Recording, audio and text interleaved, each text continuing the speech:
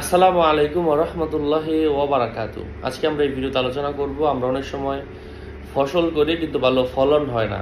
ভালো ফলন হওয়ার জন্য, ভালো ফসল হওয়ার জন্য আজকে একটা আমলের পরামর্শ দিচ্ছি। ইনশাআল্লাহ এই আমলটা করলে আল্লাহ সুবহানাহু ওয়া তাআলা ভালো ফলনের ব্যবস্থা করে দিবেন। সূরাতু আল মুরসালাতের কিছু আয়াত রয়েছে, এই আয়াতগুলা আপনারা ফসলের মাঠের মধ্যে দাঁড়িয়ে প্রত্যেকদিন একবার করে পড়বেন। আমি আয়াতগুলা বলে দিচ্ছি। আউযু বিল্লাহি মিনাশ শাইতানির রাজীম।